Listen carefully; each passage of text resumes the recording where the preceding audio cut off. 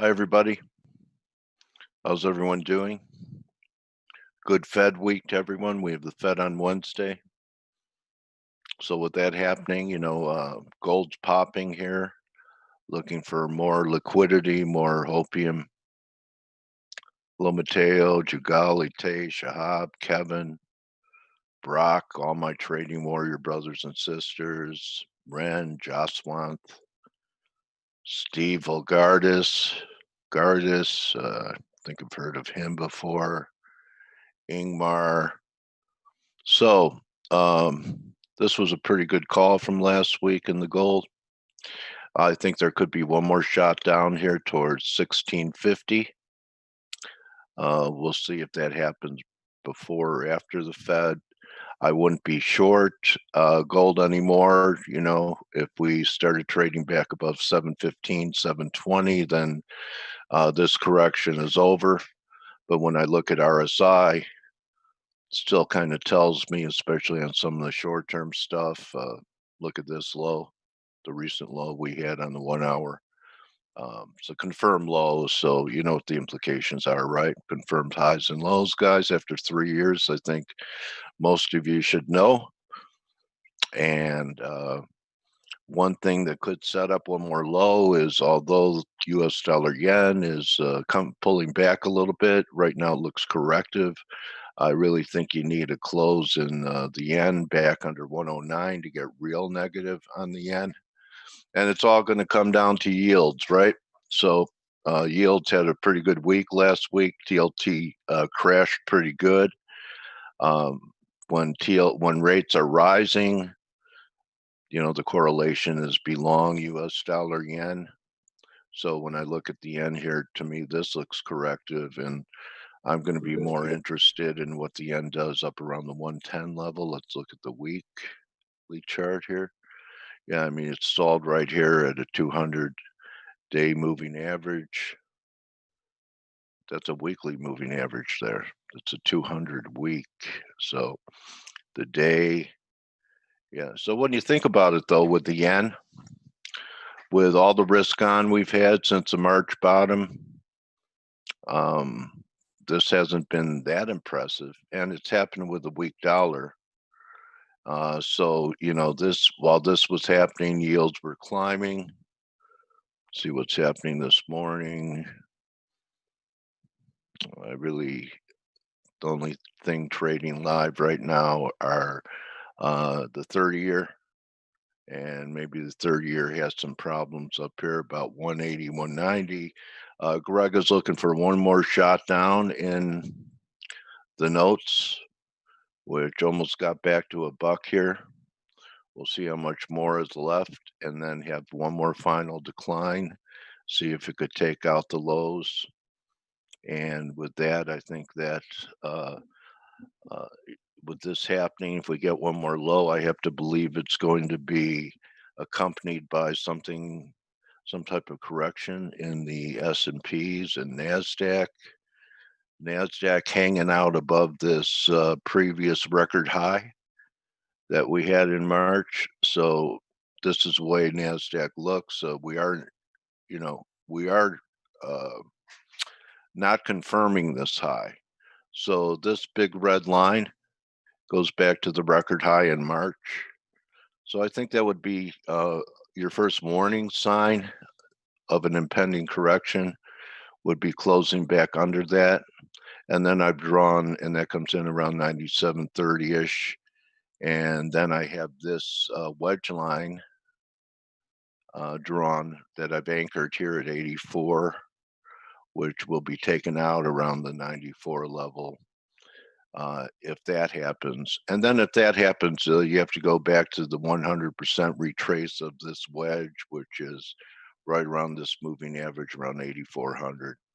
I think 8,800 is pretty doable. Maybe the market holds together into the Fed. I think a lot of things are going to be waiting on the Fed, so maybe we have a couple of days of book squaring. Also think that we're in the process of topping in crude. It was an interesting open last night.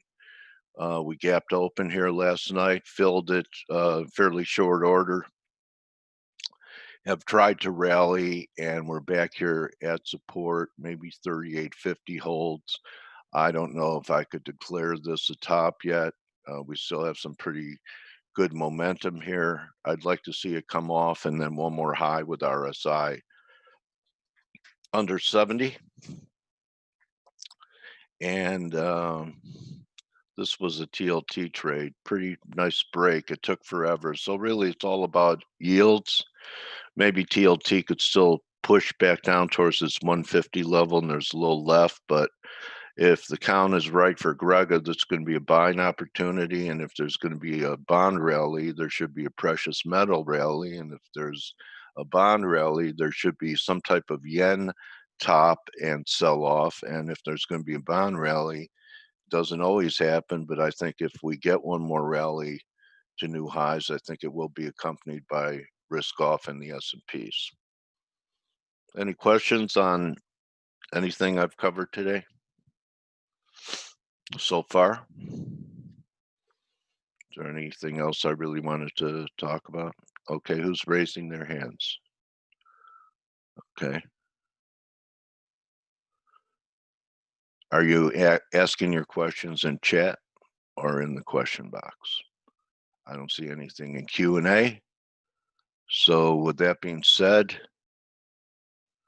guys, why don't you give us a shot here? Anyone do well on the short side of metals? You can if you have commodity kidneys like me, Andre. Okay. So with that being said, I'm going to bring Blake in and he'll cover the majors for you and tell you what he's looking at and see if the week ahead video is beginning to play out this week. But I think most major moves, if we have inflection points, most likely are going to be okay. Thanks, Jess. Just covered longs from down there. You still think it's vulnerable, Pete, for one more shot down? I hope you're not covering it. Okay, just because of my comment. Anyway, consider joining us. I'm going to have Joe or one of the guys put the link in. You could at least give a trial a shot for $1. You could, have all of our applications on your device. 1550. In fact, 1550 is pretty good target. It's going to be, if we do go to 1550, as you can see, it's going to be a real important level, probably could threaten the whole uptrend down here. So right now, I'm just looking at this RSI low, and there's always exceptions, but a 22 reading normally isn't the kind of compression needed to generate a big low. Okay, normally you need more compression where you have a low down here and then you have another price low, but the RSI is building a higher level. That might happen if we get one more break towards 1650.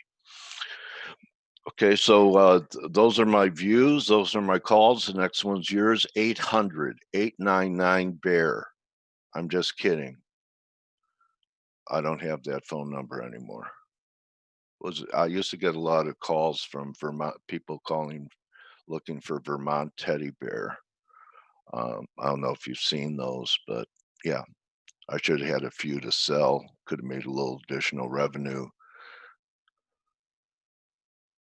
Okay, 1550. All right. And I'm going to just toss it over to Blake and see what he's thinking here into a new week with the Fed. How are you today, Blake? Good morning, Coach. How are you? Good, buddy. How about yourself? Good. It's kind of a slow open. Markets are pretty quiet. We continue to see this divergence, or actually, let me say, the shift out of Nasdaq and this rotation out of Nasdaq into different markets, and we've been talking about that for the last couple of weeks. While you might see the Nasdaq underperform a little bit, start to see some of these other markets perform better. I think that's probably going to be a continued theme over the course of the next few weeks. That's not saying like, you might look at the NASDAQ here and go, wow, but we're at, all-time highs, and, some of the other markets aren't. But this is where all the other markets are starting to catch up, even though the NASDAQ is up right now. It's you'll see that rotation, I think. But that's not that doesn't have anything to do with obviously currencies this morning, Coach. But I heard you talking about the Vermont teddy bear. Well, I briefly heard you say Uh, something. What was do that about? you ever order those? No. You see the commercials? Yes, I know exactly Oh, what those are. my IB, my commodity IB, my number was 1-800-899-BEAR. So I got a lot of phone calls from people looking for Vermont teddy bears. Oh, that's so funny. That's Yeah. hilarious. So I never had any in stock, or I could have made an extra few bucks. There's a Valentine's bear and a Father's Day bear and a Oh yeah, I mean Christmas bear. they have bears for everything. Yeah. And they're big too. Except for S&Ps, there were no S&P bears There's no that they were S&P bear. selling. All right. They Okay, were I was all, wondering the stuffing was torn out of them. Got it. Wanted one. That's funny. All right. Well, as far as the markets go, Dale, it's actually pretty quiet, and I think I'd agree with what you had to say regarding being a central bank week where we have the Fed meeting on Wednesday. There might be some backfilling. You might see some position squaring ahead of that. And that brings us to like the euro. And on the week ahead video, I talked about the euro, pulling back, and this is actually the drawing that I made on the week ahead video. I just kind of left it on there, that we might get a pullback towards 111.50, and I think that's underway right now. What you'll notice here is we are challenging, this uptrend line in the euro dollar. Okay, and it's coming into play right now, but in order for us to continue to push lower in the euro dollar, we're going to have to see equities come under pressure, and I mean, that's been like a big ask. But you can see that this is a 24% retracement that we're challenging here, and it comes in around 112.65. So a break below this 112.65 might open a door for some further losses in the euro. There's a really big and important, in my opinion, big important trend line that just got tested in the euro dollar that should be noted. All right. So if you look at the euro dollar and go to the week, okay, this is a weekly chart. Now check this out. Okay. So if you're looking at a weekly chart and you just drop this trend line through the highs, we're basically testing that upper trend line, or did last week. And so this week it comes in about 113.60. And I'm gonna go with, for this week, at least for the first part of this week, we got to be defensive, and you have to be a little careful with the euro dollar while we're below, this is a 200 week moving average, but I'm not really paying attention to that. I'm really paying attention just to this downtrend line. So do I think the euro dollar overall is starting to turn higher and it's trying to build a base to move higher? I do believe it is, but that doesn't mean we're going to go straight up. And we've had, we had what's this, 7 or 8 days of just, massive gains going into the end of last week. We're seeing a little bit of pullback, and so I wouldn't be surprised to get a pullback to the 38% retracement, which would be 111.84, or 111.87, and maybe even to 111.50. I think that's going to be a more logical place for us to get a pullback and be able to get a little bit of a pullback and maybe reestablish some more strategic and tactical longs down there, if given the opportunity. I mean, we may not even get that opportunity. I'm just trying to say that that we're probably, it looks like we're trying to pull back. We might have put in an intermediate top. And the question that you guys might ask me is, would I be on the short side of this? And it's really hard for me to be, counter trend the euro right now. I'd rather be on the long side of the euro. So, um, having um, having the euro pull back towards some sort of support, that's going to be like the important thing for me to see versus just sitting here trying to chase it higher, because I did play the euro higher last week and did quite well with it. Now trying to play it up here, it's too overbought to be bought here, but it's too strong to be shorted. So I'd rather just, like I said, wait for a bit of a pullback. And you can see the cables starting to show a little bit of signs of weakness too.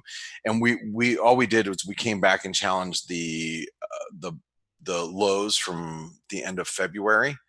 Now, some of the currencies that I think we should pay closer attention to are some of these commodity currencies like the Aussie, the Kiwi, and the Canadian. These are the ones that I think will signal a more or a broader U.S. dollar, bounce. You'd have to see it in the commodity currencies first. So, you've got the Aussie dollar, which, the Aussie dollar has just been extremely strong here. But, you want to see it come out of some sort of wedge, right? And look at the Aussie where we're at. We're within striking distance of the highs that were put in the very end of December, the 1st of January. I'd always thought that we were going to puncture that first before reversing, but I don't know. If the dollar can get a little bit of a foothold, it might be this might be it. And then we would be looking more at a very significant resistance in the Aussie dollar. One of the, I think, technical issues that most traders get into is that they might look at the Aussie and say, well, that's a double top here. It's hitting resistance and we reversed. It's a double top. It's not a double top. That's actually just pretty key resistance. But if we do reverse and then we break through a trend line, I'd be more apt to call it a double top. But for right now, this is just all very significant resistance as we pull into it. It's right around the 170.50 level. But you have to be a little careful with all of these currencies just because we are so close to resistance and support levels. Let's take a look at the Kiwi. Kiwi also has this is a wedge that it's developing. This is an ascending wedge. They tend to be reversal patterns, whether it reverses here or maybe it, ratchets up another, 10 or 15 pips.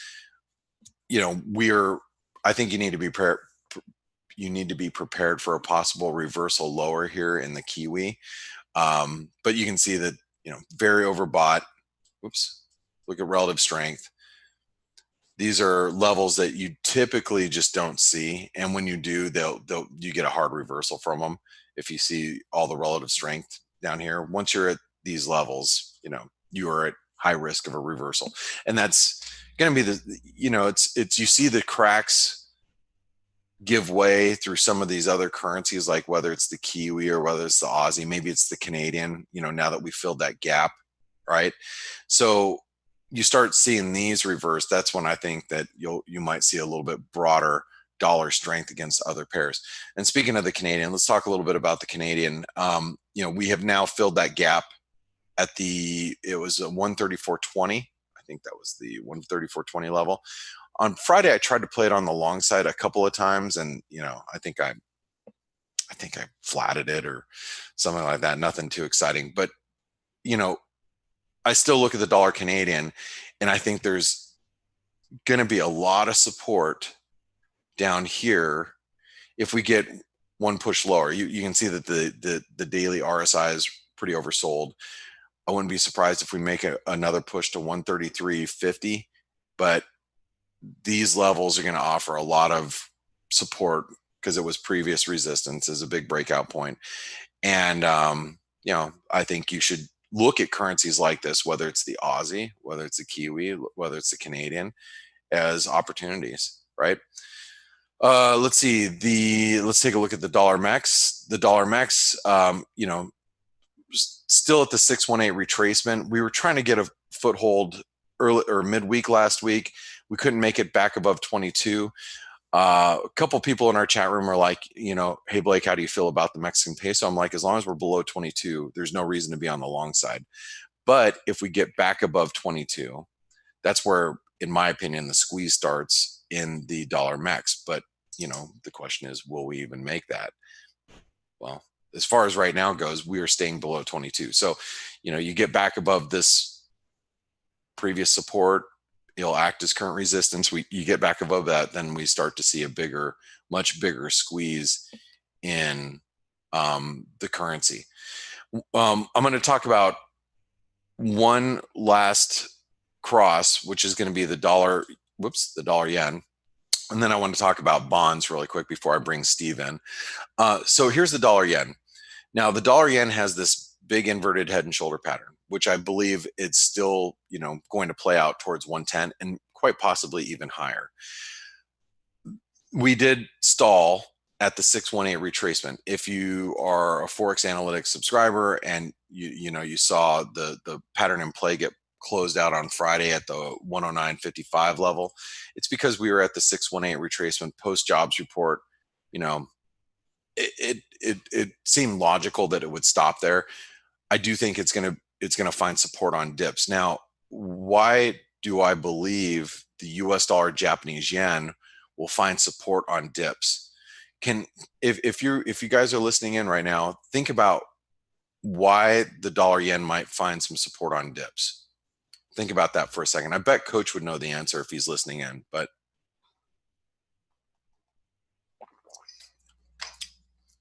how about this?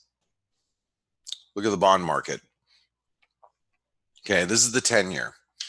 So the 10-year has broken down out of a wedge.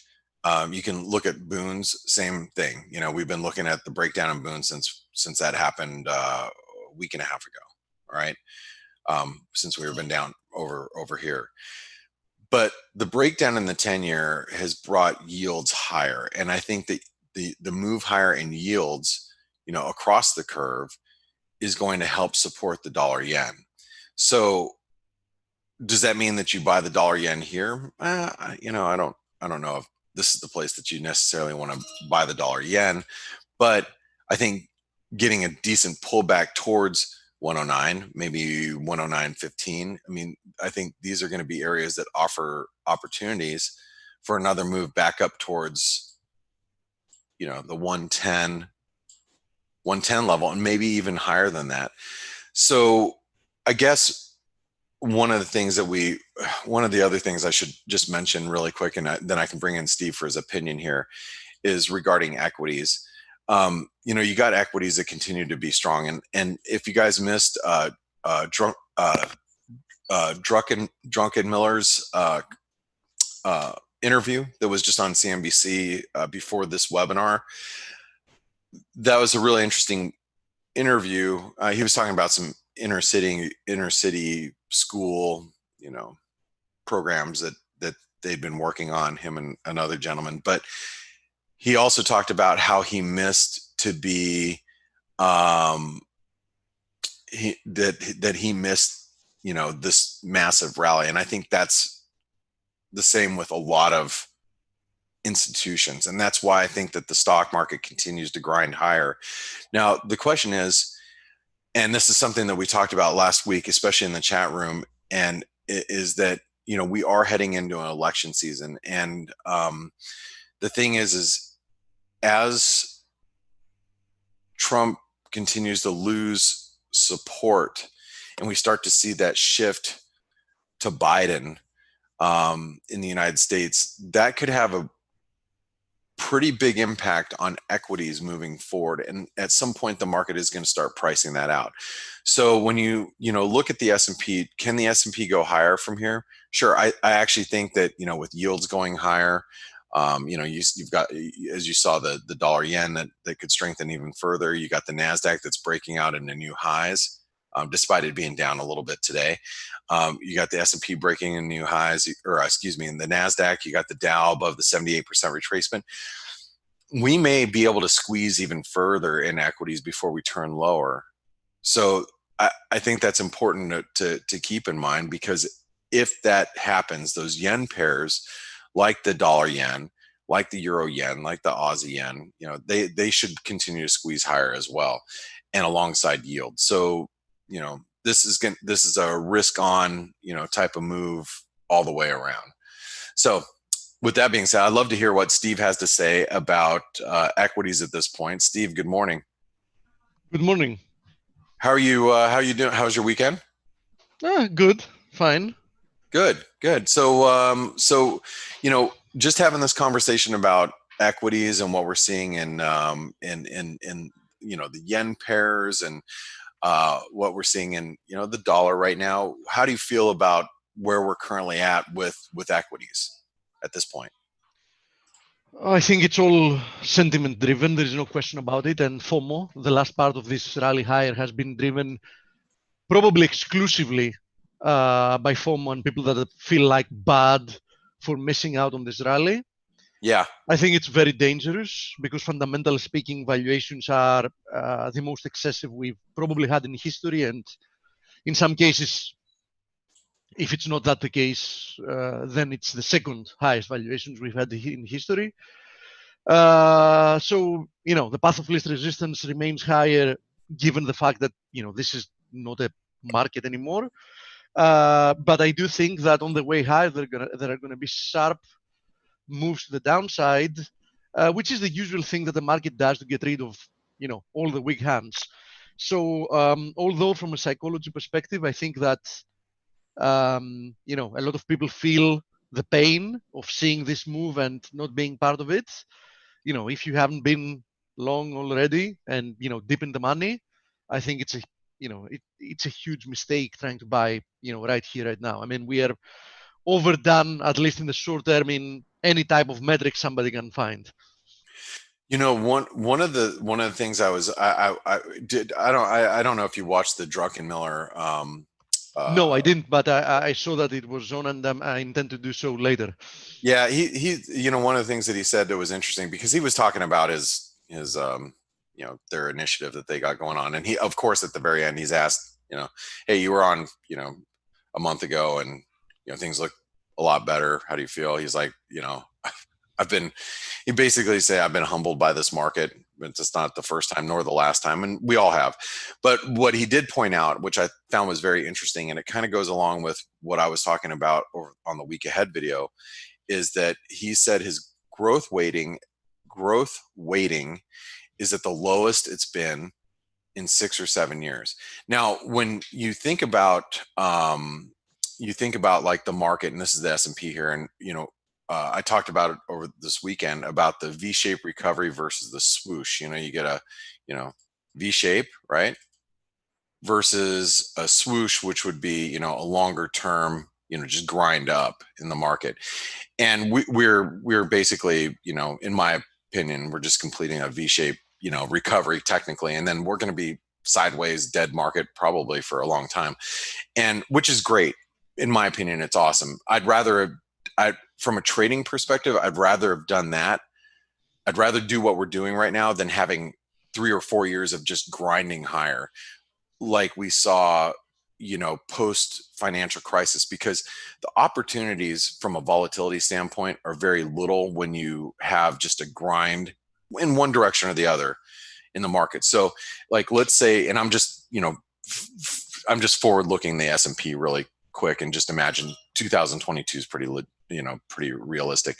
So let's just say that the market, we get this V-shaped recovery, and then the market does this for the next.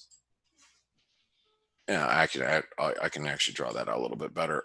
Let's say we're in this type of range. Oops, we're in this type of range for the next several years. Rally towards the highs, pull back. People get really bullish because there's a vaccine or whatever it is. Then people start looking at the growth scare and blah, blah, blah. Then liquidity factors and, yada, yada, yada. And we're bouncing around between, 27, 2,800 and 3,200 in the S&P. I think that's very realistic moving forward as we work off all this excess, capacity. Now, what does that mean, for us as traders? That means there's going to be a lot of opportunities. And like I said, I think this is way better, in my opinion, than having a multi-year grinding higher where you just don't get any opportunities for pullbacks nor volatility. So that's what I think is going to be happening. And I think that when you take into account like Druckenmiller's comments about growth weighting, I think he's spot on. He may have missed a lot of this rally, and I think a lot of people did, but I think that the COVID issue, it's a longer term issue. And I just happened to be listening to CNBC this morning, which I don't normally do. And you think about like theme parks and and travel and yeah, it's going to be a drag on the economy globally for quite some time. That's before we It is, but does it matter in the short to medium term? Not really. Not Because really, but in the markets longer term, the stock markets have completely decoupled from economic reality, completely. So I think in the immediate term it will, Steve. Have you watched the protests in the U.S.? Yeah, plenty All of right. them. Do you see thousands of people out there half wearing masks, half not wearing masks? Oh yeah, absolutely. Okay, so so doesn't that make the likelihood of a second wave even more possible this fall? It does.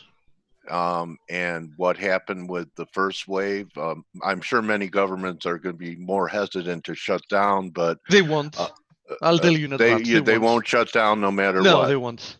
Okay, well, we could have anywhere from 2 to 10 times the magnitude of the first wave in the second wave, from if it plays out like H1N1, like that piece I sent you by Jim. That's only a double. But in 1917, the magnitude was much more than twice as much. I don't even want to tell everyone what it is, but it was, the worst one. And where basically the same behavior is happening socially. 100 years ago, we won the war. We celebrated Armistice Day. The flu season was over, and everyone went out and had their state fairs. And instead of state fairs, we're having, tens of thousands of people out there, not social distancing, protesting. Just wanted to say it could be a factor in I'll push back on the medium term here. This could fall, be a factor. I'm concerned. There's no question about it. But, after what we've seen now, what makes you think that even a temporary shutdown is going to be greeted by a sell-off in the markets? I mean, I bet you that if it happens again immediately, you're going to see a sell-off much shallower than the first one, because everybody's going to be smart, thinking, okay, what happened the previous time? They threw a lot of money in the market and we got a V-shaped recovery. So I'm going to, front run this because I know they're going to do the same. No, there's no question about how this is going to end. May not work. There's no question about how this is going to end. It's going to end in tears. And everybody that will have assumed they're like a rocket scientist for making money on the long side, buying things that make absolutely no sense in valuations that are completely absurd, and companies that are zombie companies rallying like massively every day. But it is what it is. I mean, everybody's going to be smart doing that until the day they're not, and they're going to lose everything. I think a second body blow, and I'll go with Jerome Powell on this one. He's very concerned about a second wave and doesn't think monetary policy would solve that. So, 2 body blows in a year, I think, would be a surprise. No one's looking for. Hey, no one's, guys, don't you think? Go ahead, Splay. Hey, while you debate this, I'm going to turn it over to Steve. But I want to say, for those of you that are supporting Forex Analytics, thank you. I appreciate it. We all do. Yeah. For those of you that haven't tried out Forex Analytics, remember it's only $1 for 10 days to try it out. Make sure you download the mobile app when you're trying it out, and you'll be trying the premium version anyway. So we'll see you We'll see you soon. And Steve, I'll pass over to you so you can show some of the charts. Okay, Blake here. Yeah. About Thanks Bye-bye, for mate. stopping the argument, Blake. All right. Thanks, All guys. right, buddy. Good luck today. Peace. Blessed be the peacemakers. So anyway, Steve, I'm through arguing with you. Go ahead. Oh no, it's not that we No, have I'm any kidding. real disagreement. I'm just telling Yeah. you that this market is so absurd that nothing would really surprise me All right. as a reaction, because when you are in the sphere of illogical and Yeah. paranormal, how can you judge what is more paranormal than the paranormal things that's happening? It's like a guess game. You know what I mean? Yeah. Well, yeah. I was just giving you Rod Serling's analysis of the S&Ps for this fall. You know who he is, right? Rod Serling. Yeah, absolutely. You ever see his charts? I think that we're gonna. I think that the drama is not over for sure, and I think volatility is here to stay. Testament to that is the fact that, for example, the Nasdaq is at all-time highs. The S&P is getting almost there. The VIX is stubbornly holding at this 25 support area. Yeah, so that's changed. We have a new volatility regime. We'll never see 10, 12 again. Yeah, and the next big move in the VIX, trust me about that, is not going to be to the downside. Even if it's a short-term spike, 50? Might be a short-term spike, but I think we can easily spike to 40 to 50. Yeah, absolutely. Yeah, we can like easily a retracement. Yeah, 40 to 50, it's easily doable. Yeah. Now, having to do with the structure here, you can see. I mean, I don't know if you saw all the reports about the unemployment numbers. Oh yeah, yeah. Yeah, that's another joke there. Yeah. But it doesn't really matter. I mean, nothing really matters. I still believe that we're very overdone here, and I think that we should see a sharp correction lower now. Equality of wave 5 to wave 1 comes at 32.26. We had discussed this with Gregor when he was here. We're very, very close to that level now, just 15 handles away. You just have to be looking one resistance area after the other.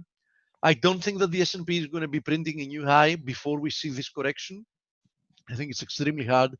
And I think the scenario was talking about a new all-time high in the Nasdaq, while the S&P does not follow through with that, at least initially, is playing out as we speak. So we might see this divergence playing out. I'm still short here, and I'm still expecting a pullback.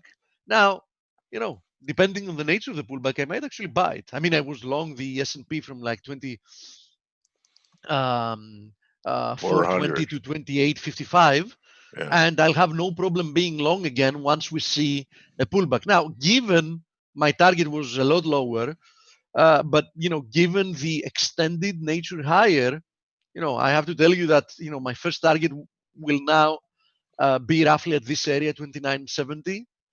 Given the fact that we've already moved, substantially higher.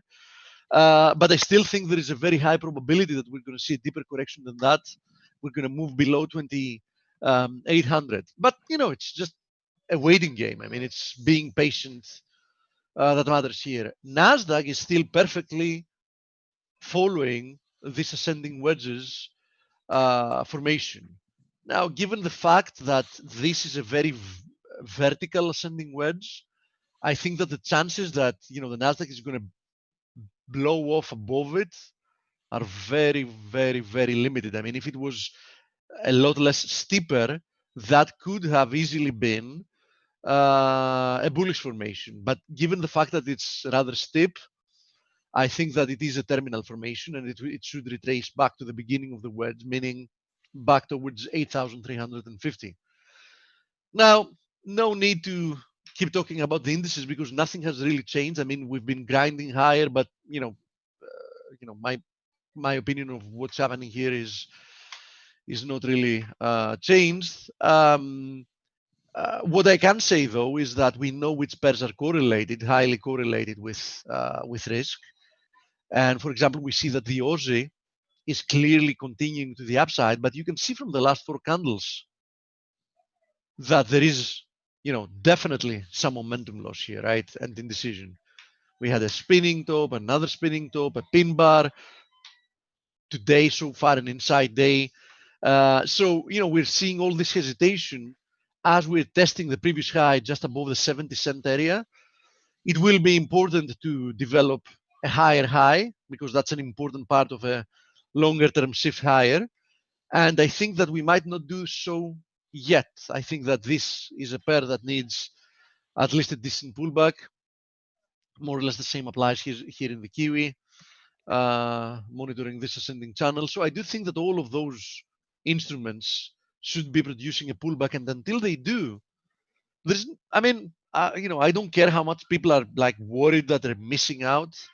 But I'm not going to change the fact that I consider it stupidity to chase them, and there's absolutely no chance I'm going to be chasing them. And I'm okay not participating in that. I'm participating in other stuff. So I'm still short the USD NOK and Euro NOK, which are doing excellently. I'm out of the money in the S&P, but at least I had built a cushion by being long for so long. And I'm going to be fine by even reversing those positions once I see there are signs out there. Are you there, Now, Steve? Oh, okay. Yeah, sorry. All right. Just Crude is rolling over. What do you think? Listen, having to do with crude. Here's what I'm monitoring here in crude. I'm not surprised that it's going to try to roll over from here. Why? Because I said it on Friday again. I have been monitoring this steep ascending channel, and I don't think for crude it's going to be easy to go over it, unfortunately for me. Because I would want to, for personal reasons, I would want for crude to stay strong for another 4 days because I own several Total stocks. I'm deep in the money, but I can't get rid of them until next Monday, because there is a cool-off period which I can't sell them back to the market. I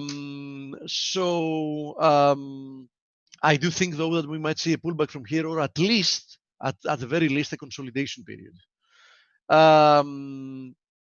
It's overbought. It's already taking people to the woodshed, people that believe that we're going to see lower levels. I warned since the very beginning here when we saw this up move that I think that we've probably seen the low in crude. This is a continuous, by the way. That's why you don't see any negative prints. In the continuous, the lowest we went is $11.1. This move is definitely overdone in the short term, but I do think that this 29.30 support resistance area can act as support and produce more strength in the crude market. But crude also nicely correlated with risk. I do think that it's due for a pullback, and I do think we're going to see it rather soon. Now, having to do with crude, I'm more convinced than I would be for stocks that any decent pullback is going to be a buying opportunity. I still think that we're going to see much higher levels in crude. We haven't even seen the beginning of dollar weakness, and one of the main reasons why I'm bullish crude is because I'm very bearish in the long term the dollar. And since we're talking about crude, denominated in dollars, that's one thing to consider. Now, another instrument that is likely to reverse, at least for a pullback from here, other than crude, is copper. Where are you? There you are. Copper. So copper, once again, tested it on Friday. Once again today, testing this confluence of resistances at 256. Horizontal support resistance area, 200 daily moving average. Also very, very close now to this ascending channel trend line resistance. So any way you look at it, I wouldn't be buying copper here. I mean, this is, if you want to trade it, you trade it the short side from here. You don't buy it up here. Now, same deal with Aussie. And keep in mind that, Aussie and copper are, very decently correlated historically as well. I mean, I don't need to do much to prove that to you. As you see, the Aussie has overperformed lately, but in general, let me zoom out a little bit so you can see it. So you can see that, sometimes the extent varies a little bit. So for example, the Aussie overshot to the downside in this case at the low. It has now overshot to the upside. But you can see the correlation here, right? It's very, very tight. very frequently you can use these instruments to also time a reversal for the other one. So for example, let's assume that you see like a sharp reversal in the Aussie and the copper hasn't responded lower yet. I mean, let's say you have copper on resistance, you see the Aussie reversing and the copper not doing much. Probably it's a good opportunity to short copper for a late reaction to the reversal lower from the Aussie, or vice versa, right? Um, so another instrument that I think is very vulnerable to a possible sharp pullback from current levels. Other instruments that look like they might be reversing are USD NOK. So USD NOK testing a little bit of an overthrow this horizontal support resistance area and a little bit of an overthrow throw to this descending channel. Keep in mind that, just count this, 2, 4, 6, 8, 10. So far today, the 10th consecutive down day in USD NOK. Significant support resistance area here, you can see. Very overdone. I'm still short, by the way, right? I'm very deep in the money here, and I don't intend actually to get rid of this position because it's 1/3 of a position I'm actually going to be looking to add, in case we do something like this, right? Same with Euro NOK. Another one is USD SEK. So USD SEK testing these channels, support, some horizontal support areas as well. You can see roughly here. So I think overdue for some type of a pullback, even a short-term rebound. USD CAD. Here it is. So USD CAD below the 200 daily moving average. I'm betting that this might actually trick a lot of people. Next downside area of support at 133.20. But I do think that the risk reward ratio has greatly shifted to the upside. So, I'm not ruling out a little bit more weakness first. I was expecting that perhaps we might see a reaction from here. But I'm not going to be surprised even if we, move a little bit lower. But I do think that USD CAD is going to see a sharp rebound rather soon. So, bottom line, don't go chasing after any of those.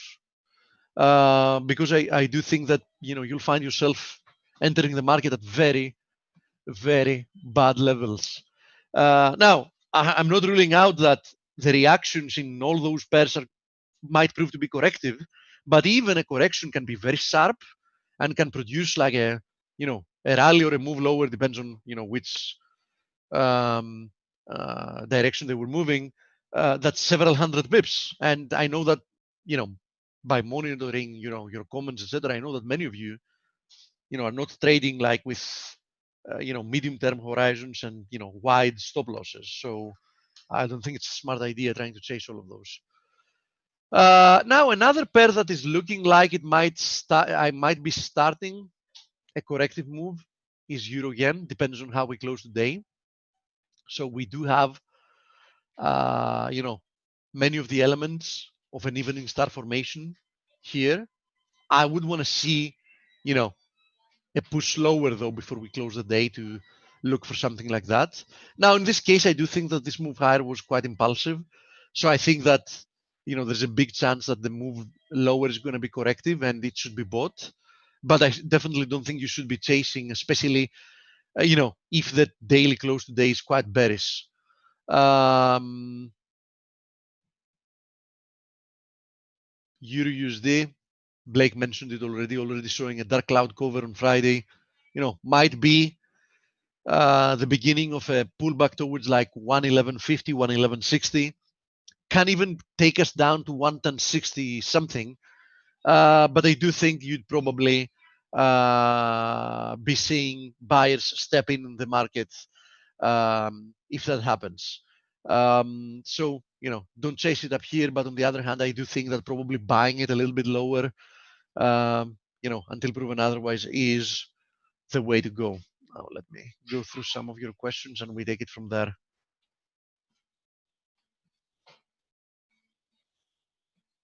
Okay, let me see. Nifty and natural gas. Yeah, we're going to have a look. Euro INR. Hi, Steve. If euro is a major contributor in DXY, it is 58%, 57, 58, one of the two. And it's appreciating to higher levels. Why DXY is going so down? Second thought, when yen is doing such badly against all currencies, is it only because risk on or fundamentally something has changed with the JPY? Listen, traditionally, yes, the yen is one of the ultimate, the ultimate risk of currencies are the Swiss franc and the yen. That's why I'm a little bit skeptical about the yen up here, because I do think that we're going to see, some type of a rebound. Some type of a reversal in risk. So I think we might see a rebound in yen. So, a move lower in USD yen. Also, consider me exceptionally skeptical, given the fact, as I've said in the past, that USD yen has already produced 3 sharp false breakouts from this symmetrical triangle to the upside, to the downside, to the upside. So,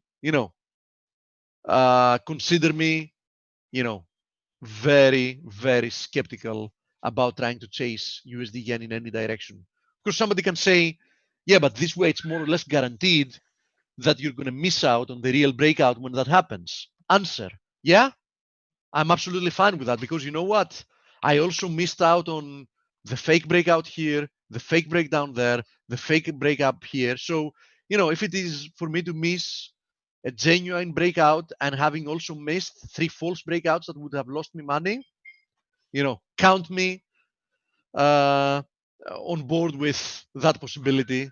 I'd rather lose 3 losing opportunities than anything else. So as long as the situation is what it is at the moment here, which is I have a currency pair that is not really trading normally in any way you look at it, I'd rather just completely miss out on it than let it chop up my account. Steve, you know what? I don't have FOMO. You know why? Because I miss trades every day. So if it drove me crazy, I'd really, probably would have a nervous breakdown because of all the trades I miss every day. Statistically speaking, we're going to be missing more trades than taking, right? That's right. And so, that applies to everybody. Even short-term traders. Yeah. Can't worry about missing a trade. No, it's really it's even a huge even psychological bringing up trap. The question tells me that person has to take a look at himself and say to himself, I miss trades every day. That's okay, because there's always another one around the corner. Take the pressure off. There isn't, and at the end of the day, it doesn't matter how many trades you miss or how many trades FX psychiatric bill will be mailed today. It doesn't matter how many trades you miss and how many trades you take, because at the end of the day, it just matters, if you're making money. Do you have a positive P&L? And if you do have a positive P&L, the rest are details. Yes, you can fine-tune how you can make your positive P&L more positive, but keep in mind that the vast majority of people don't get a positive P&L. So you start by getting a positive P&L, and then you can fine-tune, your approach and your market tactics, so you can have an even more positive P&L. One thing is for sure, I haven't never really seen people that go psychotic in chasing moves that they've missed that actually make any profit. So if that tells you anything, got some help. Yeah. Now, having to do with the fate of the dollar index. The fate. Yeah. Listen. So dramatic. Oh, yeah, God. The situation is quite equivalent here. Let's zoom out. I don't really see a trend here. Do you? No. I'm still of the opinion that there is a chance that this market is going to fake everybody out and produce another high. Although I'm extremely bearish the dollar, I think that this move lower in the dollar might not play out yet. But in any case, in order for us to discuss even any possibility of bearishness, at least we need to see a lower low. And a lower low in this case would mean a move below 94.65. In any case, first area of resistance is 97.70. So we found support in this confluence of supports at 96.30.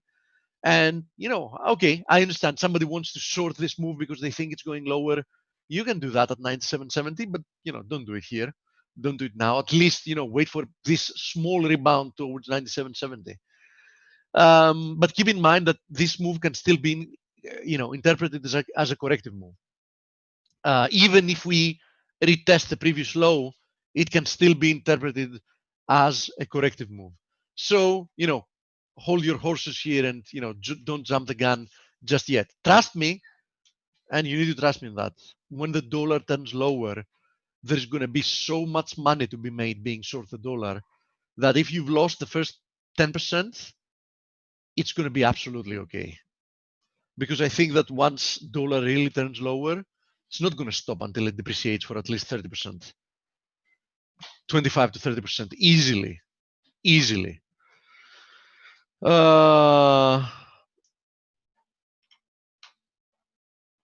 How do you see Fed curve control affecting the US dollar? Seeing now it's possible with cheap long end and effects of bear steepening for future inflation. If I understand correctly, will it increase the value of the US dollar? Absolutely no way.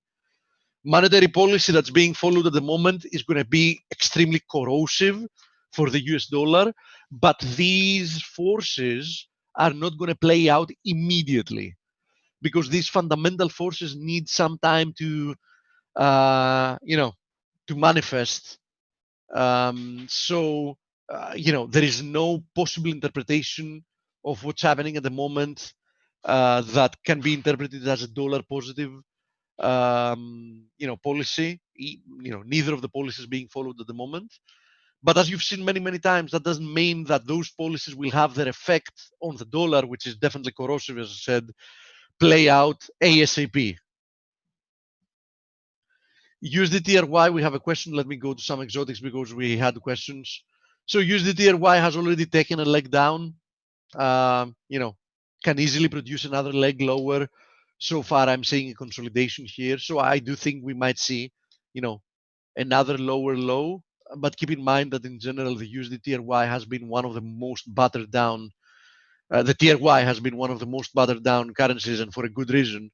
So in general, you need to be very careful whenever you're long the Turkish lira. Very careful, and you need to make sure you have a specific risk reward in your mind. There is a positive. You're getting paid decently to hold Turkish liras, but keep in mind that a lot of people were of the same opinion in the past, and of course they ended up losing due to the depreciation a lot more money than they were making by just holding the currency. So in the short term, it looks like it can have another leg lower. So probably not a bad area in general to be still short the USDTRY. But in general, keep your targets,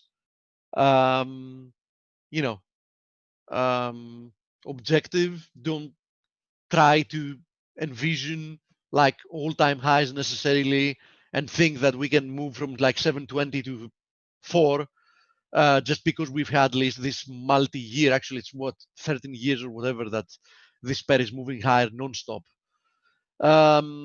So take it one step at a time. But as I said, for the time being, it looks like we might have more weakness in the USDTRY, and it pays to be short. So natural gas, question about natural gas. Listen, natural gas remains more or less without a trend. Let me find it and you'll see what I mean. Here it is. So it remains without a trend because although it found lows and it started diverging long before crude bottomed out, it's been trapped in this rectangle, right? You can see that this range from $1.50 to roughly $2 is a range the market has been respecting since the first days of the year. So it's almost 6 months now that the market has been oscillating in this $0.50 range, right? Not that $0.50 is a very small range, given the fact that it's between $1.50 and $2. So from a percentage perspective, it's not like very little, but it's still like a rectangle, right? I'm still inclined to believe that eventually it's going to break out to the upside, and it's going to produce a lot more upside, following a legitimate break above $2. But we're not yet that. So, the only thing you can do as long as we're trading in this range is trade the range. So whenever we get close to support, you can buy it. Whenever we get close to resistance, you can sell it until you actually see a breakout. Personally, an honest opinion, I would not be following a breakout to the downside. So I would be following a breakout to the upside, but not one to the downside, because I think that the breakdown to the downside is going to be limited and very short-lived. But I would be following a breakout to the upside because I think it can really extend much higher. USD INR, we had a question about it. Listen, I still see a triangle here. I said it a long time ago that this is likely a triangle, and the more we spend oscillating here, the higher the chances that that's the case. And the implications of this being a triangle is that there is a higher probability of seeing another push higher before lower than just breaking down to the downside. Okay, so here's your triangle, and so you know exactly what you need to be trading here. And you had a question about the Nifty as well. Oh, was that a sound signal for me? Sorry, I could barely hear it. Okay. Okay, finishing up with the Nifty then. Nifty, if you remember, I talked about the Nifty when we were, somewhere there, and I said there are two probabilities. One, we break down directly from there and we head lower. Second one, this is a corrective move, another leg higher towards the 61.8 and then lower. As you see, we're very close in fulfilling that, latter assumption. So I think that the risk reward has greatly shifted to the short side from here. So, do what you wish with that, but, I would be very, very careful the closer we get to the 61.8, also horizontal resistance area. Okay, Dale, who do we have for an interview today? Andrew Pancholi, and a very well-known cycle guy, and Andy's prepared a PowerPoint with his cycle work. I'm really looking forward to it. I've worked hard to get Andy to finally come on the show. Perfect. And unless you guys would rather hear Stairway to Heaven by Zeppelin, what do you think, Andy or Zeppelin? I'm going with Andy here. I'm going with Andy as well. No offense. I don't blame you, man. My guitar skills aren't that great. Anyway, all right. So Andy wanted to hear Led Zeppelin. All right. So let me get you set up now, Andy.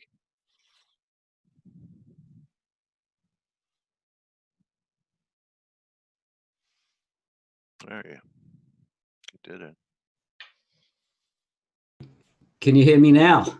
Got you, Andy. How are you? Great. It's very kind of you to have me on your show, Dale. It's nice to be here. Weather's pretty cold here in England today, but how are you?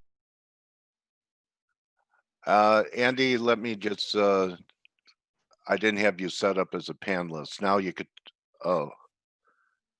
now you should be able to talk. There we go. Okay.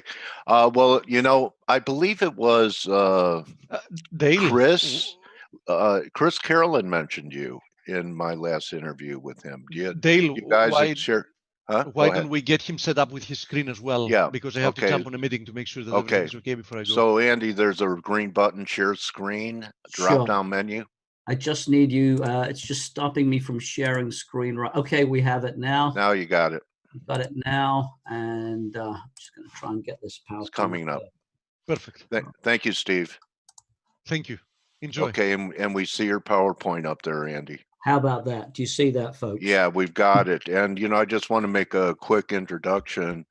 Andy is the author of the Market Timing Report and 0 Hour. I'd like to hear about 0 Hour.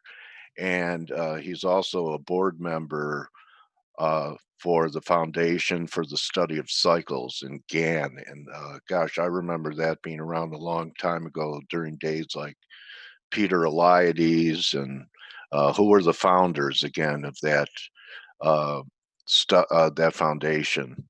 Right. Well, yeah, we just reformed. The foundation went through a bit of a quiet period. It was originally founded by Edward Dewey back in the 1940s. Oh, okay. Yeah, and the idea was to see if if the depression could have been prevented if they discovered any cycles. And of course, we're just going through the same thing right now, 90 years on, and that's one of the things I'm going to talk to you about. But yeah, we've seen Peter Eliades is actually going to be doing a presentation for us. We're going to have our summit on the 22nd of July for a few days. On the 22nd of June. It's a non-profit. Everybody's turning up for free. We got some big names: Jake Bernstein, Peter Eliades, Bill Cerubi, Richard Smith, McClellan, Sherman McClellan, Hirsch, a lot of big names. So, and you're missing one. Yeah, Larry Williams as well. So yeah, you're missing one though. We're missing you, sir. Yeah, that's right, Pinker. Well-known lunatic, Andy. All right. So anyway, I don't want to take up any more time. I want you to go right to your work. A lot of people have a hard time wrapping their head around W.D. Gann's work. So I really respect people that I know it takes a lot of time, a lot of study to be able to implement his strategies if you can uncover them and use a Gann wheel. And I'm interested on your approach of cycles. So I'm going to shut up now, Andy. Okay, Del. Well, what we'll do is, as it's the first time you very kindly had me on the show, I'm just going to give you guys an overview of these bigger cycles and see how they came together and how we were able to anticipate this crash. And we mentioned 0 Hour, the name of the book we wrote a couple of years ago, forecasting this, and that's exactly where we're at. But let me build it up for you. And folks, I know a lot of you are primarily sort of short-term or intraday traders, but I hope you find this pretty interesting. And there's a lot of information here. So I genuinely believe that we're in the most critical time period of our generation, if not this century. And I think this is, what we're seeing is a once in a lifetime event. Just a quick note. If I disappear, Dale, I'll be back in 2 minutes. We're having internet outages here in England, and it's not because I'm just going off to listen to a few riffs of Stairway to Heaven. Okay, buddy. And much as that is one of my all-time top 5. Right. It's an educational webinar, so we've got to say that sitting here in England. But what I am going to say, and if you stay with this, and I hope you do, by the end of this, you will know how to forecast the big market crises. I'll show you some of the trading techniques I use. I know a lot of you are very experienced traders, so I'll apologize right now because I'm sure you've got much better stuff than we have. But anyway, here's 30 years of my work. And most of the world feels that markets are random and events are random and you can't time them. A lot of them are driven by fundamental news and therefore they can't be predicted. But I beg to differ. And let me just go into this a bit more detail. And really, in order to master market and business cycles, we look back at history. And here, this is where it gets cool. You get to see some mathematical order. And markets and history repeat in the same way as human behavioral cycles repeat.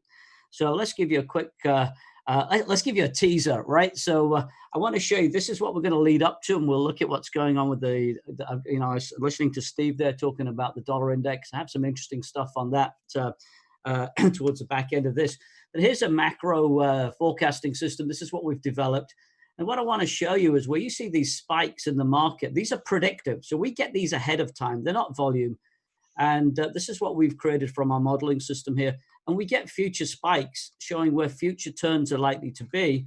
And, you can mark these in your diary. We'll revisit this slide a bit later. But late, this year, October 2020, we're seeing a cycle. That's going to be a potential reversal.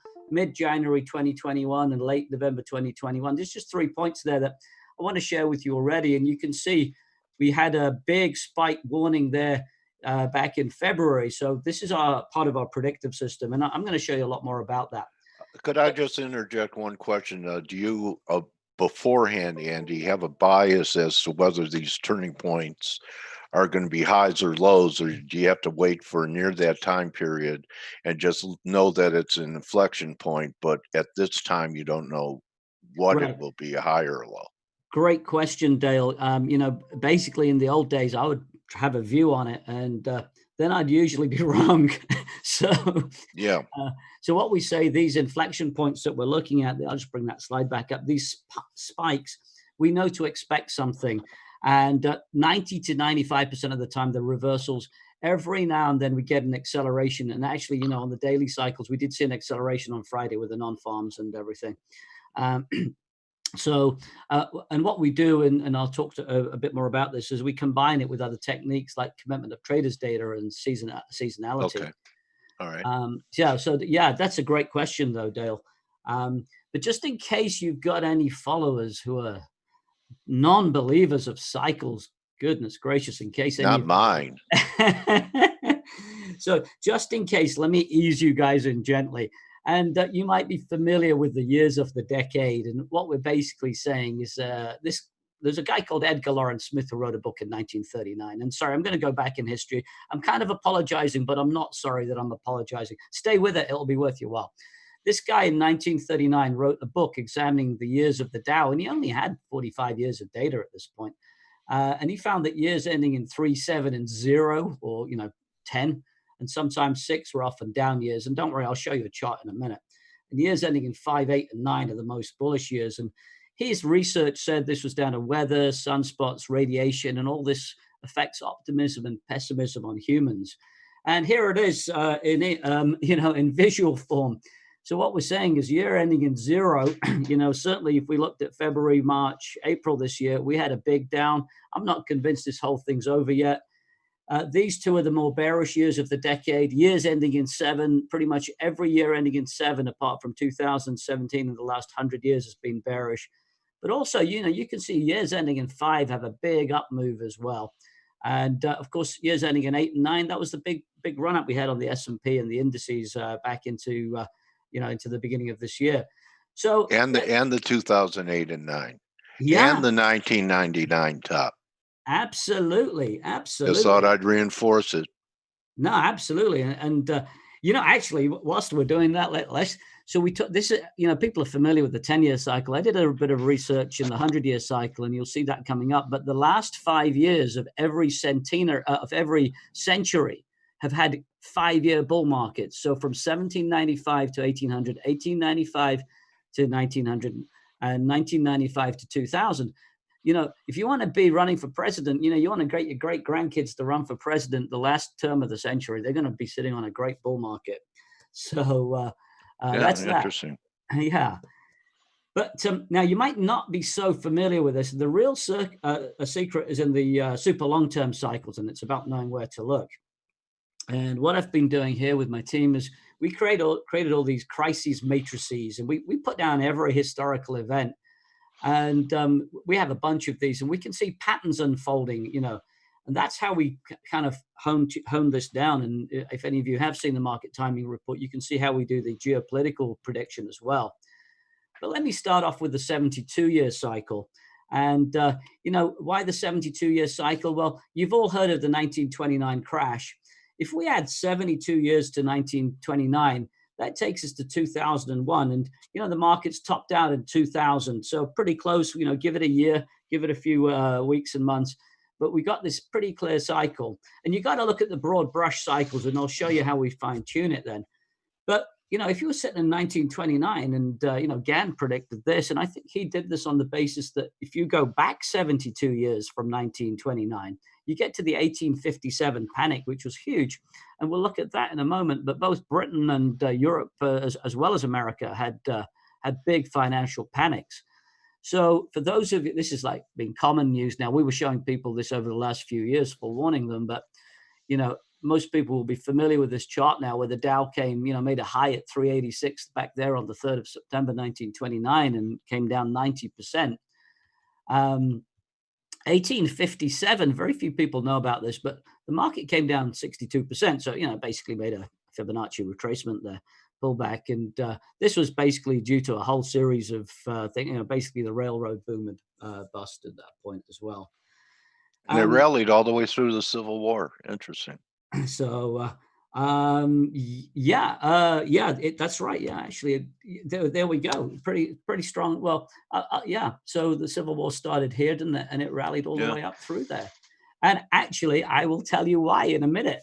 So Okay. I hadn't thought of that like that. I was going to talk about that in context of commodities, but Dale, that's a great point. Yeah. Let's just move to 2000 to 2001, and the market started running out of energy. We saw the end of the tech boom there, and what we saw was that they came down 40% really as we headed into the new millennium there. And that's effectively the 72-year cycle kicking in. So, if you're paying attention and you want to write this down for your grandkids, 2073, that's 2001 plus 72 years. That's the next one. And I kid you not, that is going to be like clockwork. So make a note of that one. Now, we double up the 72-year cycle and we get 144 years. And let's take a look at this. And you hit it right on the nail there with the Civil War. But let's go back 300 years to, from now to the South Sea bubble in 1720. So this is a boom and bust. At the same time, we had the Mississippi land crisis. And if you guys have ever studied this, a guy called John Law, who was a Scotsman, went over to France, convinced them they should unpeg their currency from the gold standard. He made it available to everybody, and he started selling people swampland down in the Mississippi and, New Orleans. Basically, that was a boom and bust. So there were two big boom and busts 300 years ago this year. We'll come back to that one. Add 144 years, Dale, and we get to 1864. We see, we're now well into the Civil War, and we see a huge commodity boom. The price of cotton was trading at 3 cents a pound as we ran into the Civil War. But by the 23rd of August, 1864, cotton was trading at $1.69. So it had gone up, $1.89. It had gone up almost 60-fold. And Gann wrote that on some of his charts. So that's where we picked that up from. So it was a 60-fold increase. Why? Quite simply, because it was demand and supply. Suddenly, there's nobody left tilling the soils, creating cotton. Right. Everybody's out fighting the war. And what do you need to fight a war? You got to look smart. You got to have a uniform. So the demand for cotton goes right up. Supply goes down and everything goes up 60-fold. And it wasn't just cotton. Wheat made huge, you can look at Gann's old charts. You're obviously familiar, and several of your readers, followers are. Your listeners are. But wheat had a big boom around about then as well. And I think it's probably this commodity boom that answers the point you made, that the stock market went all the way up through that time, Dale. Yeah. Okay. So, let's add another 144 years. And this was the commodity boom that we saw in 2008. And it was the first of a couple of, we got a double top 2 years later, as it were. More than a double top, we got a secondary high. And this, was due to partly the dollar being weak. I mean, I remember, happy days for us Brits, $2.11 to the pound, Yeah, I remember. Yeah. I was spending all my time in America. In fact, actually, as it happened, I spent so much time in America, I ended up marrying an American the next year.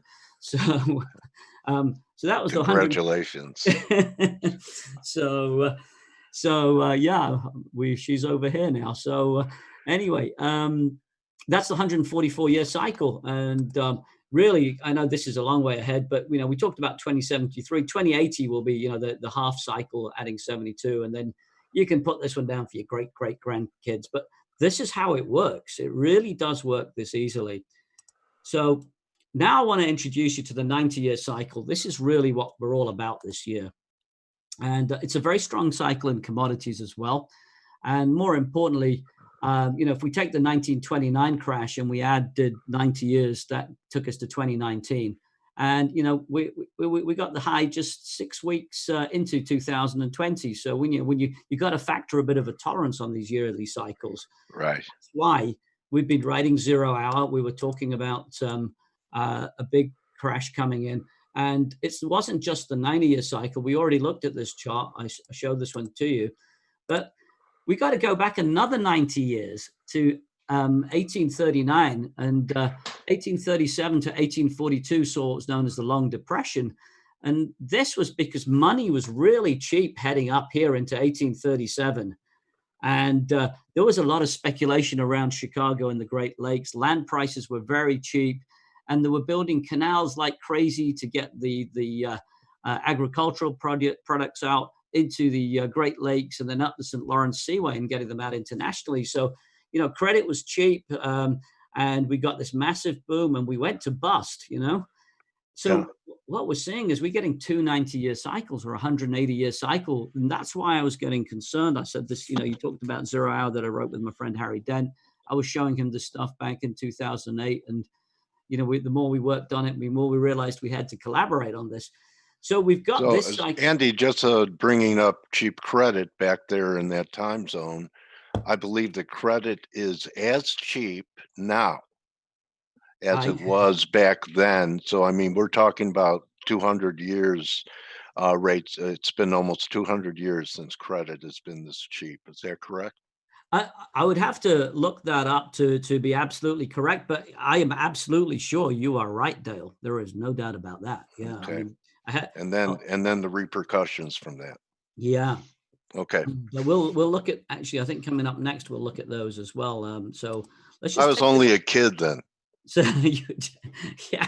yeah, you and me both, buddy. Yeah. So, but the halfway cycle then is the 45-year cycle, and we take 1839 because it's the precise point, and you know we look at 1884, and in 1884 we got this pullback here. It wasn't a huge pullback, but it was still 20-30%, I believe, and that really was all to do with gold, and Britain had a gold crisis going on there, and they were coming on and off the pound as they were messing around with the gold standard, and a bunch of gold went missing. I think some ships sunk as well. But here's the cool bit. Let's take 1929 and add 45 years. And you get the Middle Eastern oil crisis, the OPEC oil crisis, right?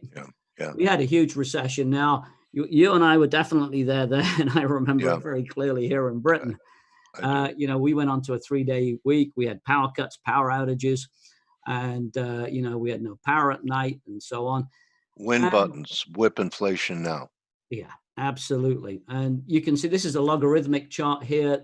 You can see the magnitude of the 29 crash, though. And when we look at this logarithmically, it's like just a blip, isn't it? Yeah.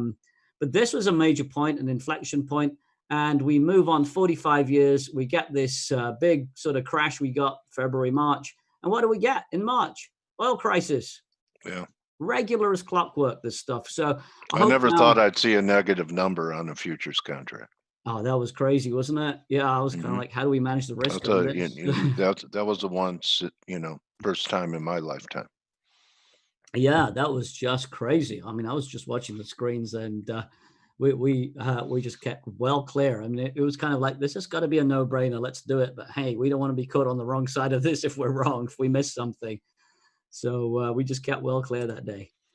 So now we talked about credit cycles. Let's look at the 100-year cycle. And folks, this is the home run, as it were. This is the last bit of this. So, you know, you can get ready, and we'll look at things in a bit more detail.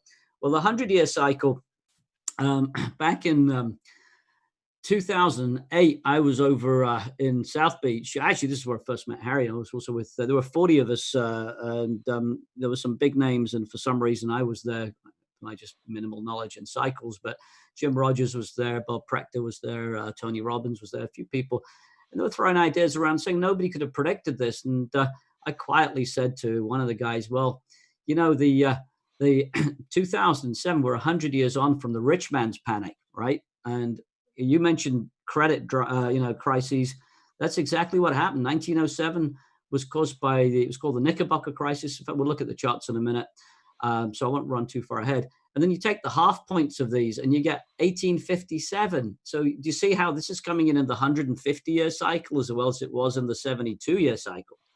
So well, you look for the confluence of a lot of cycles all pointing towards one time zone. And that's what those histograms are. They're confluence cycles. Yeah. Okay. Mm-hmm. And so 1907, we'll talk about these in a minute, 1957, 2007. So, you know, 2057 is going to be another one. as I said, the confluence in 1857 is important. But back in 2006, I was over in Cincinnati talking to a private client group, and I said, look, this is coming up. You might just want to protect your wealth. And there were runs on banks in all these cases, and they were going, that can't happen. We're in the modern age. We're in the 2000s, dude. Yeah. Well, in England, we had people in a line outside the Northern Rock Bank trying to get the money out, and that bank folded, and several banks folded globally. So let's just dig in a bit more detail. So this is the 2007 global financial crisis, and the market came down, as you know, just over 50%, 54%. And 1907, this was the rich man's panic, the Knickerbocker crisis. The markets actually came down 80%, and it was due to the rapid withdrawal of credit. And, the government brought in JP Morgan personally to help bail this out. And what happened in 2007, we definitely heard the name JP Morgan quite a bit, didn't we? Yes. So, yeah. But here's the thing. Here's the trick. Very few people know that in 1807, the American market collapsed 80%. Why? Because America was trying to influence the Napoleonic Wars in Europe. And they figured that if America stopped all trade with Europe and England, it would bring the European economies to a halt. Well, in theory, that was probably going to work, but it wasn't. It didn't bring them to a halt before it brought the American economy to a halt. So interesting. So this was the first example in American history of trade policies like embargoes and tariffs creating a disaster. You know what? I think it could well be. Yeah, I never Interesting. thought of it like that. Okay. Dale, that's a very cool point, because I've done. So it's like we started this as well last year. Yeah, It rhymes. It's not an embargo act, but trade friction anyway. Trade friction and trade wars. It's all part of the same thing. And we've follows my report. I do write about the cycles on this, and probably outside the scope of this, but the Hong Kong cycles came in with China has very many cycles coming together. That's why you've seen it in the news last year. Last year was 30 years on from Tiananmen Square and 60 years on from the Tibetan uprising, as well as 120. So you get 120, 60, and 30 all coming together. That's why China was in the spotlight and is in the spotlight. They were all international relations issues in every one of those. So but that's a little bit outside the scope of what I've prepared. I mean, if you guys like this, just another shout. And but let's just go into the 50-year points of this. And I want to show you that 1957 had a recession and a big pullback. 57, it wasn't a crash per se. So this is the 50-year cycle. 1907 plus 50, gave us this. If you go back to 1807, add 50, you get 1857 that we've talked about both in the 72-year cycle and this cycle. But 1957 saw this pullback because basically everybody that could afford a refrigerator now had one. Everybody that could afford a television now had one. Everybody that could afford an automobile now had one. And so manufacturing just ran out of steam. That's basically what it was. It was saturation, as it were. Okay. And here's the 1957 chart. It's down only down 20%, but it's sufficiently, over a year. It's a reasonable move, Yes. 1857. I just wanted to recap this one. This boom and bust was because it was all to do with railroad bonds. Railroad was it was as developed as it was going to be for that time period. And over in Cincinnati, the Ohio Life Insurance and Trust failed, creating the Knickerbocker. This was just the big crisis then. And this was the biggest banking failure in American history to date. And it was greater than what happened in the global financial crisis. Over half the banks in America went bankrupt in 1857. So you can see now these patterns are repeating very clearly. And just, in case anybody else is a non-believer, this one just freaked me out. I have to say I wasn't seriously trading in 87, but I do remember the 87 crash. And basically what we saw there was this. The highs came in the same week. So these are 50 years apart, these two patterns. We get we see the high there. We see the low to the day. We see a similar pattern. So no, nothing's perfect. You use the phrase rhyming, and that's really what we see. There's often clues to get the odds on our side. So let me just, this first part of the presentation now, and I'll zoom in, but the reason we're in such a critical point right now is that, we're 90 years on from the 29 crash. That's 2019. So we've overlapped in. It's 45 years on from the 74 low and the oil crisis.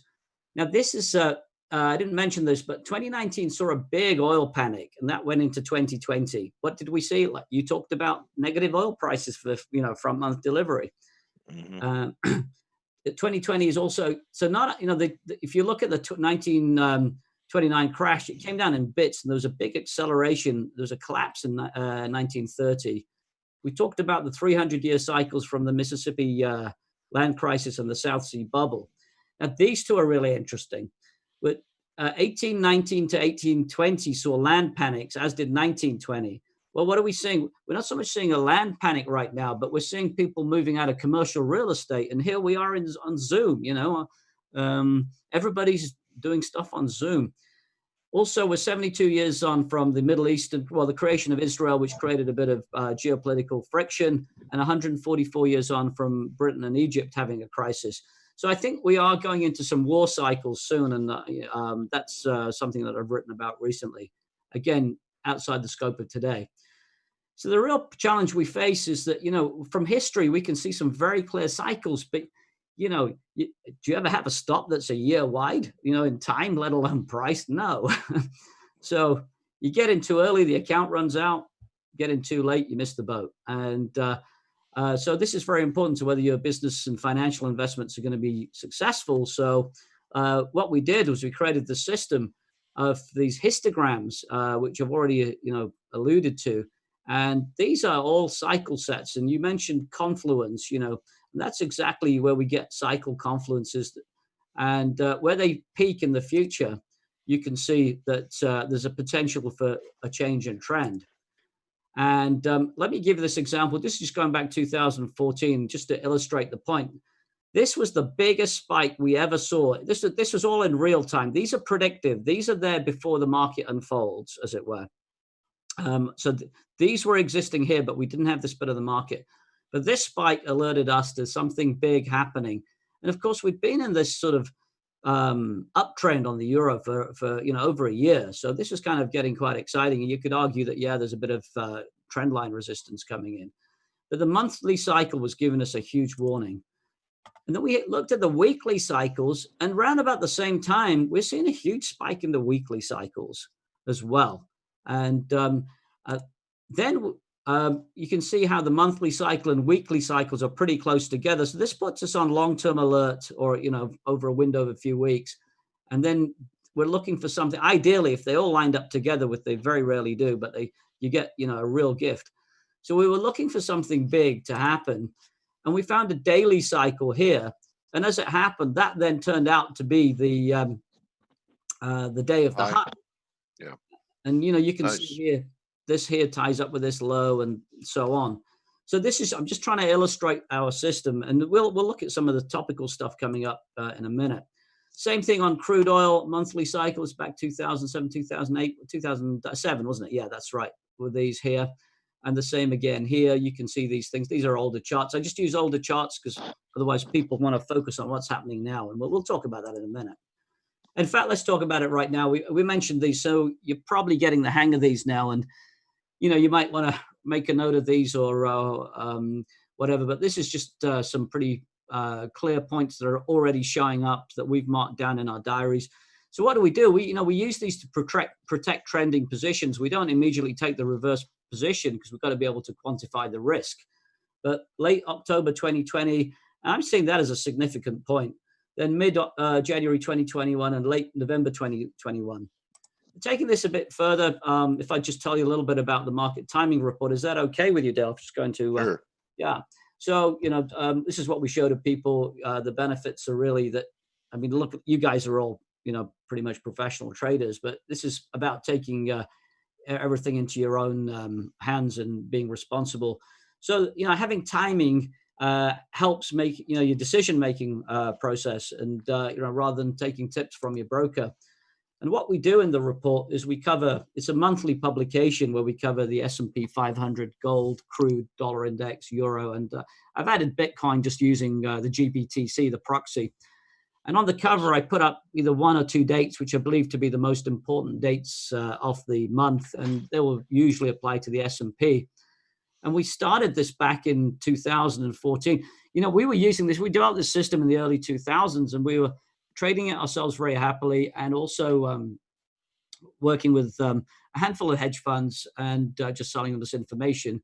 And then people kept saying, "Hey, we want to access this." So that's why we created the report. And these the arrows are the turning points we called on the cover, and the little ones are the smaller cycles we called inside. So we're not perfect, but we've got pretty much most. I mean, we probably missed that high there, but we've called pretty much every other one since then. And I like putting a lot of geopolitical commentary in because it just gets interesting for people. And also, we can get an idea of what's happening in the world and so on. Once we get into each individual section on the market, we have a red section, which basically shows you the longer term cycle. So this is like the weekly cycles that I showed you. Mm-hmm. And if you're an investor rather than a trader, so you're a portfolio manager or whatever, these are the key dates you need to look at. And you can ignore the rest of it.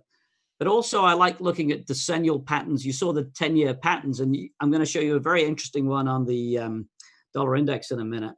But basically, we look for matches, and we quite often see pattern matches between the 10, 20, and 30-year cycles going back.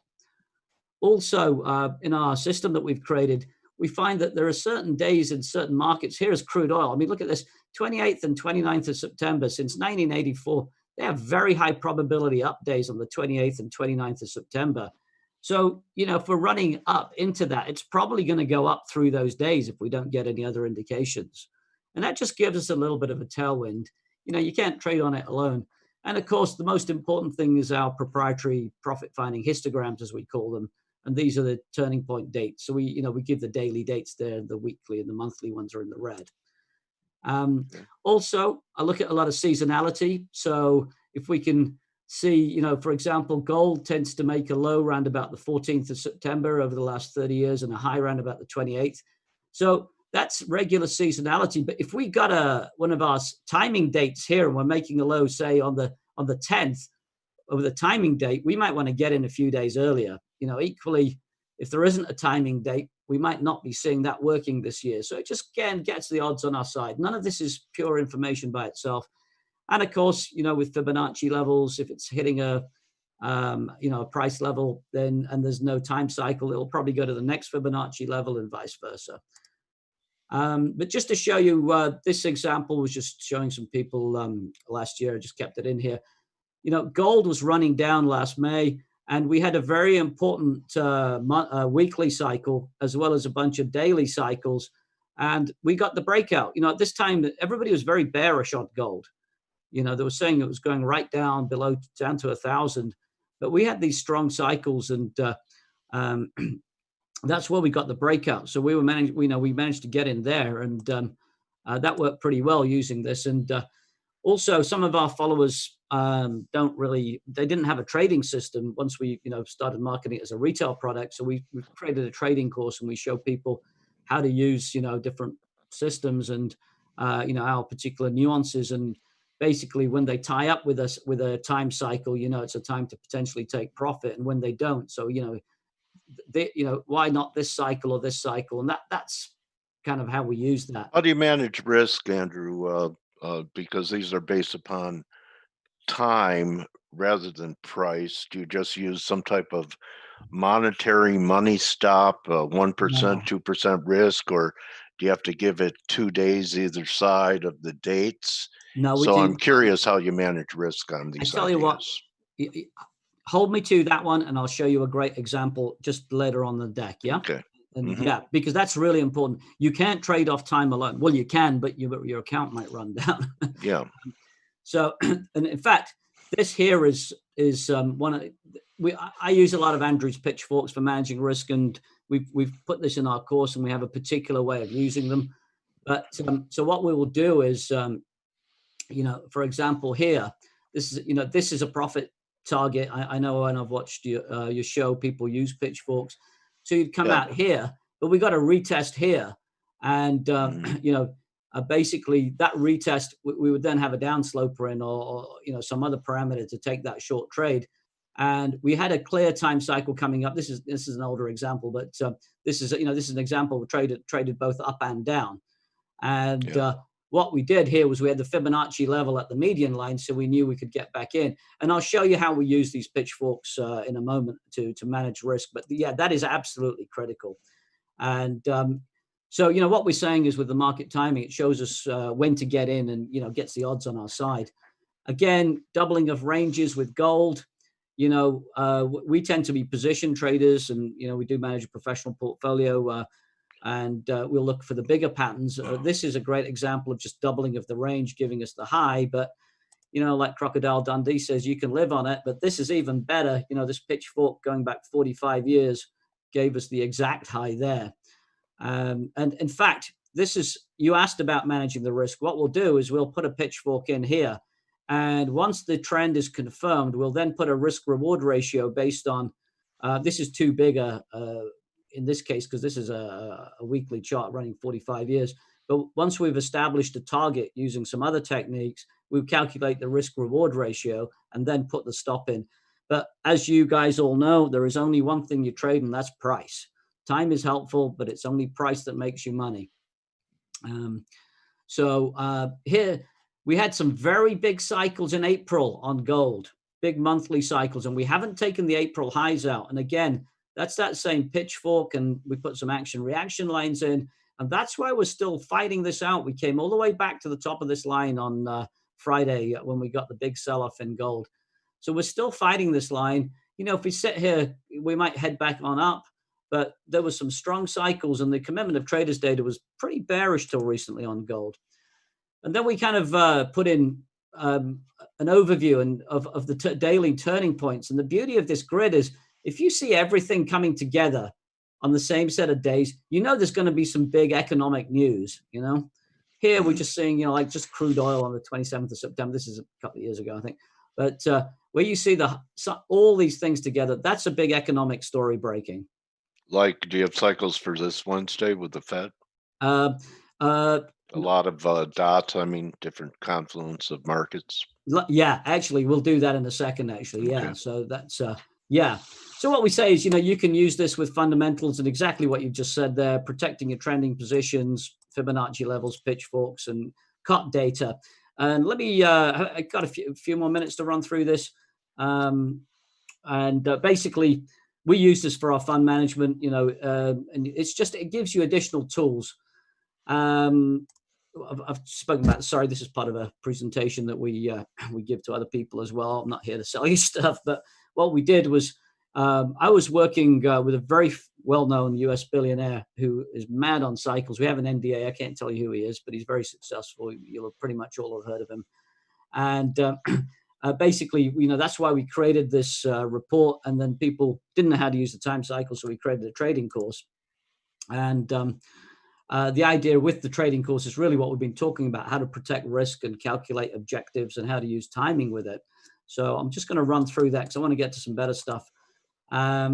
So what we do is we use this together with seasonality and COT reports, which we just call the timing system. The smart money system. And, for example, right now, for the Aussie dollar, May's generally pretty bullish. I know we've got a big run up, but take a look. I want you to take a look at this. The Aussie dollar seasonally since 1988 tends to make highs round about the end of the first week, then sell off. Let's just bear that in mind, exactly about what you talked about coming up next few days.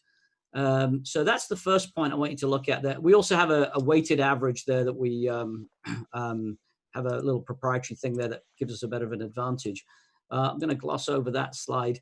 But I don't know if do you guys tend to use the commitment of traders data very much? Yeah, many look at it, yes. Yeah. So what we find here is just a quick overview.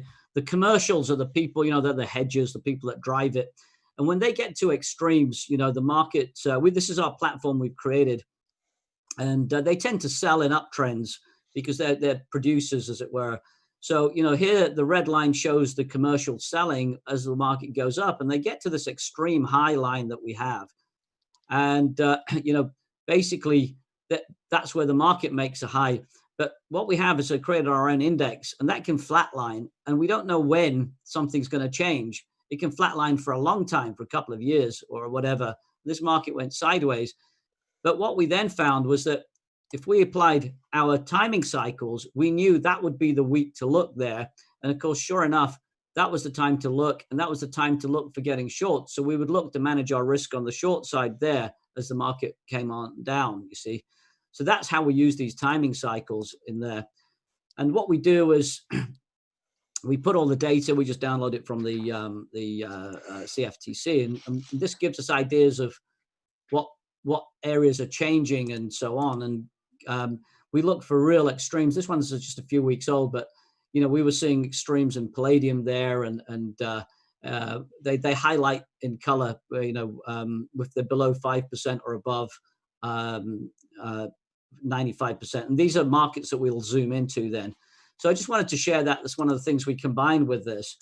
And now we put our track record there up on the website as well, so everybody can see it, whether we're right or wrong. Now, this is what I want to share with you, and I'm going to run up to the dollar index. But here's some long-term cycles. Here's the monthly cycles on copper. And we see this huge spike all the way here in September 2021.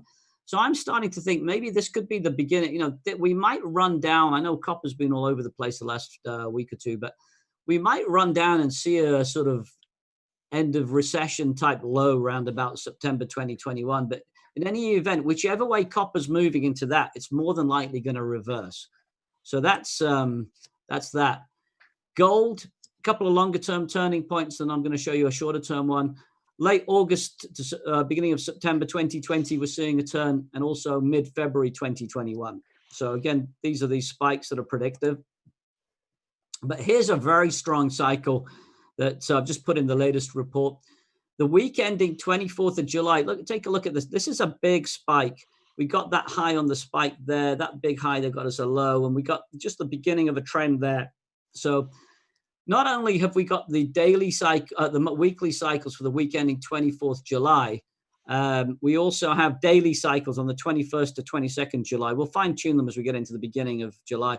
So I think there's going to be a very big inflection there. Is it going to be a high? Is it going to be a low? I don't know. What I would do is that if I haven't, we don't have just no positions in gold right now. It's just too volatile. But I would be certainly protecting my position in that if I did have one. Dollar index, February 2021. So, we're seeing some interesting things. Here we go. Gold, February 2021. Dollar index, February 2021. So there's something big cooking for next February already. So that's that one. And right now, this is what I show you. We have a very big spike for the dollar index this week ending 12th June. Again, same deal. You can see the reversals on previous spikes. It's not perfect. Sometimes we miss them. You can argue that was a correct call. And they don't get them all. We have to run more than one set to catch them. But first point, warning, this week there is a big cycle. Now, look at this. The decennial patterns go back 20 years. That was the 7th of June. So that was the equivalent of yesterday being a Sunday. That's today. We started seeing a change in trend. We've been coming down basically the last few days on the dollar index. And I saw Steve talking about that. But look at this. From here, we start trending up. Okay. Now, I don't know if we're going to follow the same thing, but let's just flip back 10 years and 30 years. And look at this. The 10-year cycle made an exact high there, 7th, 8th June. And the 30-year cycle starts a big decline. And these guys then maintain this pattern all the way into August, right? Yeah. So, and go back to this one. This maintains this pattern all the way up into September. This suggests that whatever happens in the next couple of days, we're going to see a trend developing that might well run for a few weeks. From your lips, amen to having a trend in the dollar. That would be good news for all of us Forex traders. So thank you on that, Andy. Me too. I would love to see a trend. And this is the setup right now. This is the sort of the cash rally. The futures pattern is slightly different on the June dollar index. But this is the pitchfork we were using. And this, once we got a rejection of here, we actually got this one here. We went short there because we could protect the risk off this. We use so you're asking about how we manage the risk. Yeah, we don't trade on time. We got to have somewhere to put a stop, a hard stop, together with a target and a risk reward ratio. But you see, right now we're off the 786 retracement on the daily chart, and this is going to be. I'd have loved to have seen it come down to here. If it come down to here, made a double bottom right on the median line, that would be a gift, because we could then put the opposite pitchfork in and point upwards. But I think we are on high alert. We're on red alert now. If you've got a position in the dollar index, if it's more than just an intraday position, if you've been position trading it, then you probably want to protect that. And I think there's some big changes afoot this week. And I think once it shakes out, we're going to head into a trend. Thank you for sharing a timely cycle, Andy. Thanks very much. I know you guys are shorter term. I've just never been on before. I wanted to give I try and be patient, but sometimes I can't wait for 100-year cycles. I know it's tricky, isn't it? Because, just pop out to the diner and you miss it as well. That's the crazy. I think Rip Van Winkle could trade those. He just goes to sleep for a little while. So I really appreciate the work. Right. And we're getting some excellent feedback for you, Andy. You're going to have probably some new subscribers, at least some new followers. We should follow this guy, Edith said. I hope he's on Twitter. Then someone shared your Twitter. We're on Twitter. Yes, right. You have a sympathetic smile. That's because you know how hard it is to trade. There was a guess that billionaire was Ray Dalio. And thank you, everyone. Everyone's appreciative of your presentation. And like it or not, Andy, you're now my trading warrior brother. I love that. I'm going to put on Stairway to Heaven soon as All right, Andy, really, I'm glad that we finally were able to do this. I'd like to keep in touch with you. I'll DM you later and we'll get another date for you. I want to wish you and your subscribers and all the people you teach that pips rain down from heaven on you guys on your key dates, and really was great having a conversation. Thanks for edifying our community today. Bill, thank you so much for having me on your show. It's been my pleasure. I'm very honored, and if you like it, I look forward to seeing you all again soon, guys. And I'm on Twitter there, Andrew Pancioli, and come and sign up at markettimingreport.com. There's a bunch of free stuff there as well. Okay. Thank you, Andy. Everyone, Andy Pancioli, and that's a wrap for us. We'll see everyone for Turnaround Tuesday. Remember, whether it's cycles or anything else, don't just count your pips, count your blessings. Adios. See everyone tomorrow.